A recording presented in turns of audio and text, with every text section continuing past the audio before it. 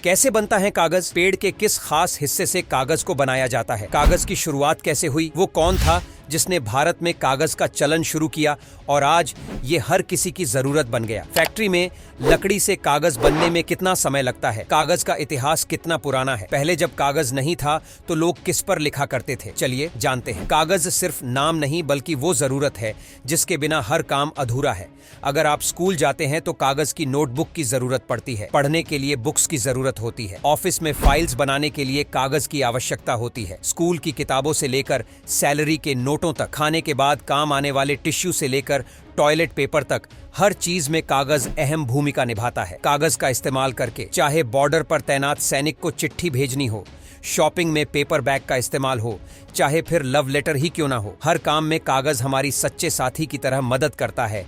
और ये आज से नहीं बल्कि कई सदियों से हमारे साथ है। भले ही आज हर कोई कागज से रूबरू हो, लेकिन बहुत ही कम लोग ऐसे हैं जो इसके इतिहास के बारे में जानते होंगे। जी हाँ, जिस कागज पर पूरी दुनिया का इतिहास लिखा जाता है उसका खुद का भी एक इतिहास, एक अतीत रहा है, जहां आज कागज हर चीज में काम आता है। पहले कागज का लोग नाम भी नहीं जानते थे और ये बात सालों साल पहले की है, जब लोग लिखने के लिए, अपनी बात दूसरों तक पहुंचाने के लिए शिलालेखों, ताम्रपत्र और लकड़ी का इस्तेमाल करते थे।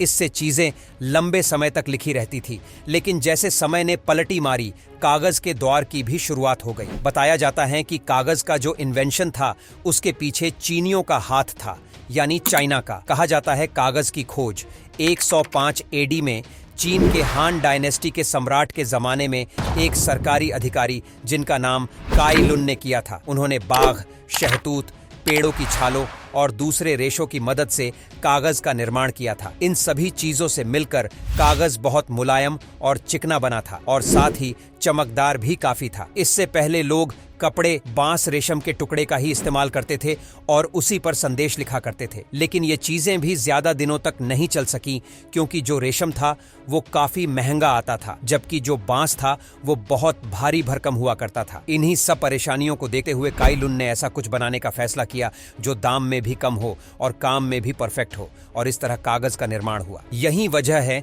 कि काई लुन को कागज का संत कहा जाता है, क्योंकि इनके आविष्कार के बाद से ही कागज चीन, जापान, देश विदेश हर जगह इस्तेमाल किया जाने लगा।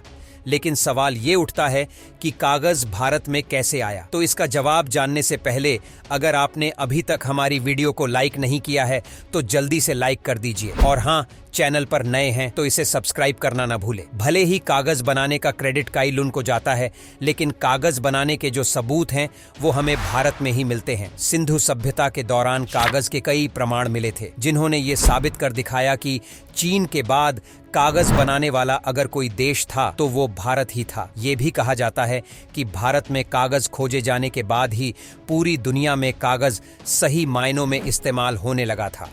भारत में जहां कागज बनाने का पहला कारखाना लगाया गया था वो जगह थी कश्मीर, जहां सुल्तान जैनुल आबिदीन ने 14वीं शताब्दी में लगवाया था। उस दौर में मशीनें, टेक्नोलॉजी तो थी नहीं, इसलिए हाथ से ही कागज बनाए जाते थे। लेकिन 18वीं शताब्दी तक आते आते कागज को मॉडर्न तरीके से बनाया जाने लगा और इस आधुनिक कागज बनाने का सबसे पहला कारखाना हुगली नदी के तट के पास बाली नाम की जगह पर लगाया गया था। तो इस तरह चीन, भारत समेत हर देश में कागज का चलन शुरू हो गया। बात करें कागज बनाने की तो इसके लिए सबसे जरूरी माने जाते हैं पेड़। कागज बनाने में जो सबसे ज्यादा काम आता है वो होता है सेलुलोज, जो कि एक कार्बन हाइड्रेट है जो कि पेड़ पौधों में पाया जाता है। ये सफेद चिपचिपा पदार्थ होता है। इसी की मदद से एक चादर सी बनाई जाती है जो कि कुछ प्रोसेस से गुजरने के बाद कागज का रूप ले लेती है। सेलुलोज में ही ये क्वालिटी पाई जाती है कि ये पतली चादर से कागज को बना सके। वैसे सेलुलोज का एक अच्छा सोर्स कॉटन भी है, लेकिन कॉटन थोड़ी महंगी होती है, इसलिए कॉटन को स्किप करके पेड़ों से सेल्यूलोस लिया जाता है। आपने देखा होगा कि कोई कागज एकदम चिकना मलाई जैसा होता है तो कोई एकदम रूखा बेजान सा होता है, जिस पर लिखावट भी अच्छी नहीं आती। इसका सबसे बड़ा कारण होता है सेल्यूलोस। जी हाँ, जितना अच्छा सेल्यूलोस होगा उतना ही अच्छा कागज भी हमें मिलेगा। सेल्यूलोस के बारे में तो आपने जान लिया। अब बात करते हैं कि आखिर इस सेल्यूलोज से कागज कैसे बनता है? तो इसके लिए सबसे पहले छानबीन की जाती है पेड़ों की। जैसा कि हमने आपको बताया था कि जितना अच्छा सेल्यूलोज उतना अच्छा कागज, इसलिए ऐसे पेड़ों की तलाश की जाती है जिनमें लकड़ी के रेशे की मात्रा काफी अच्छी हो। जब एक बार ऐसे पेड़ मिल जाते हैं तो इन्हें वर्कर की मदद से मशीन के जरिए टुकड़ों में कट किया जाता है और फिर बड़े बड़े लकड़ी के टुकड़ों को ट्रक वगैरह में लोड करते हैं, जिसके बाद ये जंगल से सीधा फैक्ट्री लाए जाते हैं। फैक्ट्री में सबसे पहला काम होता है इन लकड़ियों के टुकड़ों को अनलोड करना और फिर बारी आती है इनके ऊपर से छिलका उतारने की, जिन्हें एक मशीन की मदद से ऊपर की छाल को अलग कर दिया जाता है और फिर आगे के प्रोसेस के लिए भेजा जाता है।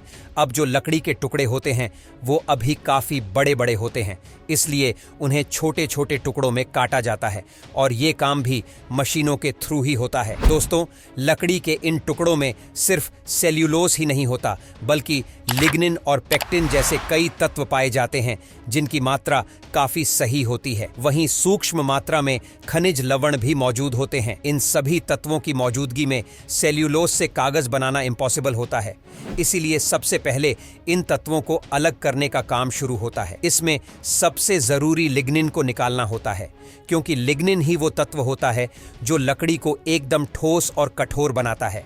लकड़ी के टुकड़ों को काटने के बाद उनमें से लिग्निन को बाहर निकालने के लिए डाइजेस्टर चेंबर में भेजा जाता है और इस काम में मदद करती हैं कन्वेयर बेल्ट, जो कि भारी भरकम लकड़ी के सभी टुकड़ों को एक एक कर डाइजेस्टर चैम्बर में ले जाती हैं। यहाँ पर लकड़ी के टुकड़ों को एसिड सॉल्यूशन के साथ मिलाया जाता है, जिससे बाद में लिग्निन को बाहर निकाल दिया जाता है और इस तरह लकड़ी से लिग्निन अलग हो जाता है। अब बारी आती है ब्लीचिंग की। दरअसल जब लकड़ी से लिग्निन निकल जाता है तो इन्हें पानी से अच्छे से धोया जाता है और फिर बारी आती है ब्लीचिंग की, जिसे लकड़ियों पर डाला जाता है। ब्लीच से जो लकड़ी होती है वो काफ़ी सॉफ्ट हो जाती है, जो कि कागज़ बनाने में काफ़ी फायदेमंद साबित होती है। इसके बाद आता है कैल्शियम कार्बोनेट का मिक्सचर। जब लकड़ी पर ब्लीचिंग प्रोसेस पूरा हो जाता है तो फिर से कागज़ के अकॉर्डिंग बनाने के लिए कैल्शियम कार्बोनेट के साथ मिक्स किया जाता है ताकि ये और ज्यादा मुलायम हो सके। इसके बाद आता है पानी। जी हाँ, ये लकड़ी के टुकड़े इन सभी प्रोसेस के बाद पहले से काफी सॉफ्ट हो जाते हैं, लेकिन इन्हें और ज्यादा मुलायम बनाने के लिए इन पर पानी डाला जाता है और लकड़ी के ये टुकड़े और पानी दोनों अच्छी तरह से मिक्स हो जाते हैं और ये किसी पल्प या पेस्ट की तरह दिखाई देते हैं। अब ये जो पल्प होता है वो कागज बनाने के लिए एकदम परफेक्ट होता है, लेकिन अभी इस पल्प को कागज में बदलने के लिए कुछ और प्रोसेस से भी गुजरना पड़ता है, जिसमें सबसे पहला आता है पेपर मैनेजमेंट। ये जो पल्प होता है उसे पेपर मशीन में डाला जाता है। इसके बाद ये इसी मशीन में कई स्टेप को पार करता जाता है और कुछ समय बाद हमें एक पेपर की पतली लेयर मिलती है। अभी ये जो लेयर्स होती हैं वो साइज में काफ़ी बड़ी होती हैं, इसीलिए इन्हें साइज के अकॉर्डिंग कट किया जाता है और फिर इस तरह इन सभी प्रोसेस से होकर हमारा पेपर बनकर एकदम रेडी हो जाता है। पेपर के बनने के बाद इसकी क्वालिटी चेक की जाती है। वैसे तो क्वालिटी शुरू से ही सही होती है, लेकिन फिर भी इसे सही से चेक करके आगे भेजा जाता है, जहां ये अलग अलग जगहों पर पहुंचता है।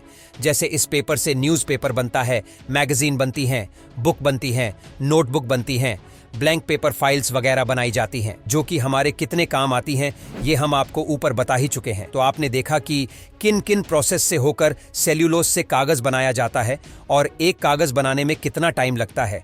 वैसे कागज जितना काम आता है उतना ही ये नुकसानदायक भी है, क्योंकि कागज पेड़ों से बनाया जाता है, जिसके लिए हर रोज न जाने कितने ही पेड़ काटे जाते हैं और एनवायरनमेंट को नुकसान पहुंचाया जाता है। लेकिन अगर पर्यावरण को बचाना है तो इसके लिए हम एक तरीका अपना सकते हैं। दरअसल पेपर को रिसाइकल किया जा सकता है, तो इस तरह हमें पेपर भी मिल सकता है और हम पेड़ों को कटने से भी बचा सकते हैं। तो दोस्तों, कैसा लगा आपको कागज बनाने का ये प्रोसेस? कमेंट सेक्शन में लिखकर जरूर बताइए। वीडियो को लाइक और शेयर करें और चैनल को सब्सक्राइब करके बेल आइकॉन प्रेस करना न भूलें।